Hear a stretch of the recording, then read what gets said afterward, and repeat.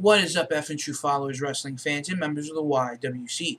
JC Styles here with the F and brand of wrestling and entertainment here on YouTube.com with the TNA Lockdown review for April 15th, 2012. Lockdown just went off the air moments ago, so I'm going to briefly run through the results, talk a little bit about each match, my point of view on what I thought, what happened during the matchup, and then wrap this video up so you guys can leave your input and let us know what you thought of the overall show. Sorry that Brian could not be a part of this video tonight. He will have his review up later on tonight or early tomorrow morning on Fight Nation Wrestling, so be sure to stay tuned for that. So we start off the first match of the night. We see Team Garrett Bischoff to take on his father and his father's team, Team Eric Bischoff. We saw the combatants for Team Eric consisted of Eric Bischoff as the captain, Bully Ray, Gunner, Christopher Daniels, and Kazarian. Garrett captained his team that consisted of himself, AJ Styles, Austin Aries, Mr. Anderson, and RVD, Rob Van Dam. Now, this was a pretty good match. I missed a lot of the build-up toward this match because as of late, I've kind of fallen off schedule of watching TNA every week, but I do read the spoilers and a lot of the results for it. And it seems like TNA is definitely getting better over the last couple of months since the recent firing of Vince Russo. Now, I believe tonight was the very last of the Vince Russo storylines that he had finished writing all the way up till Lockdown tonight. But we saw a really great match, some really great spots. At one point in the match, we saw Eric Bischoff whooping his son Garrett with a kendo stick. And this followed up by Garrett getting up and smashing a guitar over his father's head to pick up the win for his team. Now, the stipulation was that if Eric Bischoff lost, he had to leave TNA and was no longer eligible to use that Bischoff name. And that being said, the winners of the match, Team Garrett Bischoff. We then move into tag team action with the TNA Tag Team Championship match. Samoa Joe and Magnus defending against the reuniting of Motor City Machine Guns.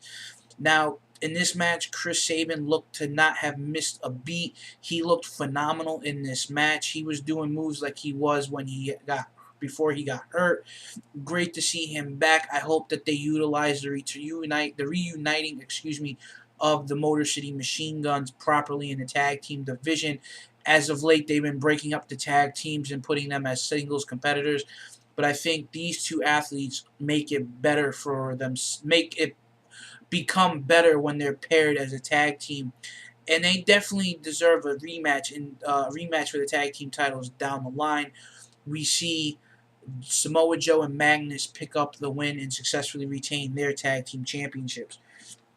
We then move into the television championship match where we see Devon pick up the win and successfully retain his TV championship against Robbie E. Now, they're really, overall the match tonight, it was a good card. Not to take anything away from the athletes, because here at F and True Wrestling we have respect for the athletes and we don't bash unless it's something that we totally do not agree about what was put on. But then again, when it comes to talking about something that we dislike, we still maintain that professionalism. And I'm going to say that right now is that overall this pay-per-view was a solid pay-per-view. Could it have been better? Yes. But to take nothing away from the overall show, the show was great. The matches, caliber matches that they had were definitely great. I would have liked to have seen a little bit of a different outcomes for some of these matches, but I am not taking away from anybody because each one of these matches was consisted in a steel cage. So a lot of these guys wound up taking beatings by using that cage to their advantage or disadvantage for the ones that were getting thrown against it. We saw the TNA Knockouts Championship. Gail Kim successfully retained against Velvet Sky, which is a shame. Velvet Sky is a fantastic women's competitor, and over the last couple of months, she has been getting the wrong end of the deal ever since Gail Kim came back. Whether it was with the TNA Knockouts Tag Team titles or the singles TNA Knockouts Championship, she's definitely getting the wrong hand dealt to her. And I have a feeling that somewhere down the line, Velvet's going to get her revenge and get the TNA Knockouts Championship back. With that being said, Gail Kim successfully retained her Knockouts Championship. We then see Crimson pick up the win over his former tag team champions partner, Matt Morgan. Now, I remember following the story over the last couple of months, and I'm shocked because I would have thought that they would have made Crimson the fan favorite over Morgan, because Morgan is a far better believable heel than a face. Overall, the match was pretty good. Like I said earlier, just moments ago, the match could have been a lot better. Could have been a lot more Smash Mouth offense, a lot of Smash Mouth maneuvers and powerhouses. But it was a good match nonetheless. Crimson is still undefeated.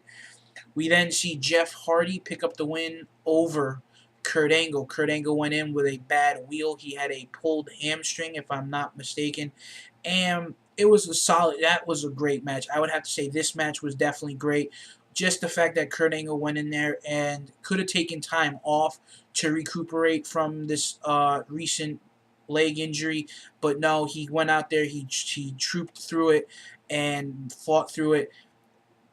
And there were so many good spots in this match. I mean, we saw an angle slam off the top rope. We saw numerous swanton bombs that didn't put away Kurt Angle. But the final closing moments promised by Jeff Hardy on Twitter.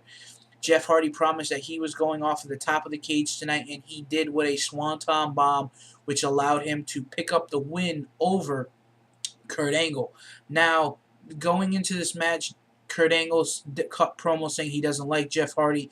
He goes into his son's room, and his son has Jeff Hardy nightlight, Jeff Hardy shirts, makeup, the face paint, the socks on his arm that he so-called says Jeff Hardy wears, which are basically like, fashion statements.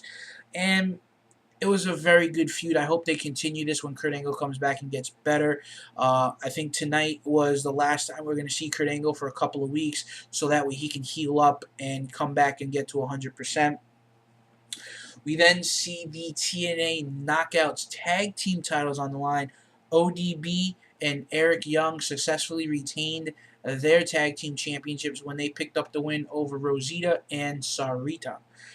We then move into the main event of the night, the TNA World Heavyweight Championship match, the match that I believe everyone was waiting for, that wanted to see.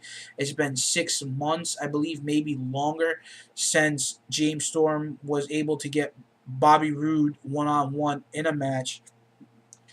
And it was definitely a great match. Some key moments in this match, we saw Bobby Roode hit Storm with a beer bottle. Storm was busted open early in the match. He hit the Eye of the Storm. He also hit the Last Call several times in this match, and just really wasn't enough to pick up the victory. He came off the top rope with his version of the code breaker off the top rope. He leaped towards Robert Roode, caught himself, and drilled his knees into Robert Roode's chest. Now that shows stamina, endurance, athleticism, the whole nine. But the closing moments, when Storm went for the Last Call one more time, Bobby Roode was standing right next to the door on the outside of the ropes. The force behind the kick threw Robert Roode out of the ring, and which led him to successfully retain the TNA World Heavyweight Championship. Now, being the moment where I'm going to talk a little bit about the match and give you my thoughts. I didn't have a problem with the Garrett Bischoff match. Garrett Bischoff versus Team Eric Bischoff. I thought that match was pretty good. Wouldn't have changed the outcome. Would have I liked to have seen a little bit more involvement in that match? Yes. The TNA Knockouts match was definitely good. I think, like I said earlier in the video, Velvet Sky definitely got the short end of the stick. Jeff Hardy and Kurt Angle, in my mind, put on probably one of the best matches of the night, next to Robert Roode versus James Storm. That match definitely had my interest in Hardy versus Angle. Also, the James Storm versus Robert Roode. I would have liked to have seen James Storm win. As you all know, I'm a big Beer Money fan. I was also a big AMW fan when they first busted onto the scene in TNA and dominated the tag team division for the first 4 years in TNA, especially that big feud the two had. The Wildcat Chris Harris and James Storm had their big rivalry after the team split up. So in my mind, I definitely would have liked to have seen James Storm win. He is definitely a fantastic athlete, one of probably the best to come out of Nashville, and next to Jeff Jarrett and the Honky Tonk Man and so many others. And I think he definitely went out there and gave it his all, but did not come up with the victory he wanted. Do I see James Storm getting a rematch later on? Yes, because these two definitely delivered tonight, and it's only a short term before we see Bobby Roode's luck run out and he loses the TNA World Heavyweight Championship. So, guys, thanks for tuning in. Please stay tuned for Brian's review on Fight Nation or F and True Wrestling tomorrow or later on tonight. Thanks for tuning in, and we'll see you back tomorrow night with the Monday Night Raw review. Have a good night and have a safe early morning commute.